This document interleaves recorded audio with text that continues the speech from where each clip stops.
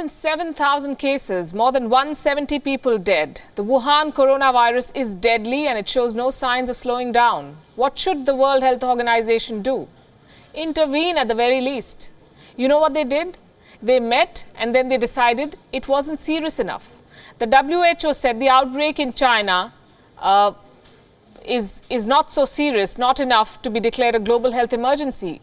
It spread in close to 20 countries, but not an emergency yet. FYI, this is almost as big as the Sars outbreak. If anything, it is spreading faster. But here's the response, the chronology, if you like. First, China refuses to acknowledge the seriousness of the situation and punishes people who bring it up.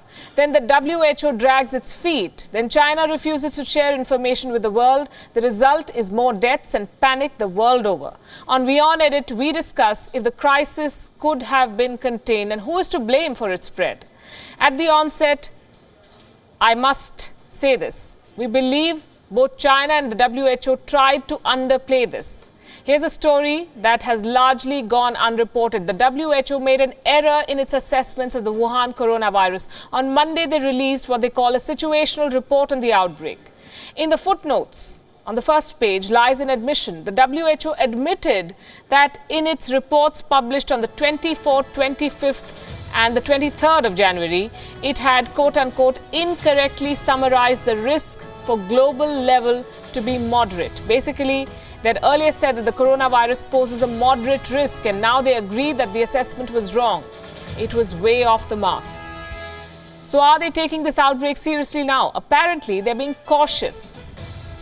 But most accuse the WHO of being too slow.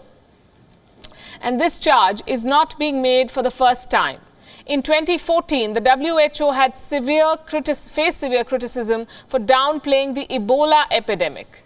More than 11,000 people had died because of Ebola by the time it could be controlled. Is the WHO then treading, quote-unquote, carefully now because it is China that is involved? It's possible. Let me also explain why the WHO's assessment is so crucial.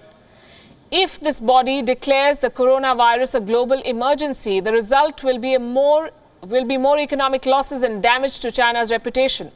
The WHO is under pressure, but by failing to act now, it risks failing as an institution for international public health. The other party that could have acted fast was the government of China. Multiple reports now claim that the first signs of the outbreak can be traced back to mid-December, more than a month ago. Officials at the local level tried to hide, even cover up the extent of the crisis. Beijing was slow to act, and it ended up mishandling the outbreak. As if to overcompensate, China is doing what it does best: construction, building hospitals overnight. China is responding with a nationwide mobilization of resources. More money is being poured in to tackle the disease, but the problem got out of hand. The disease has spread to many countries now. It's a deadly mix. We have a virus that the world knows very little about, a government that wants to hide and control everything, and an international health body that is reluctant to act against a big economy. The fact is, the WHO has no rule book to deal with a coronavirus-like outbreak from a country like China, which is the world's second largest economy.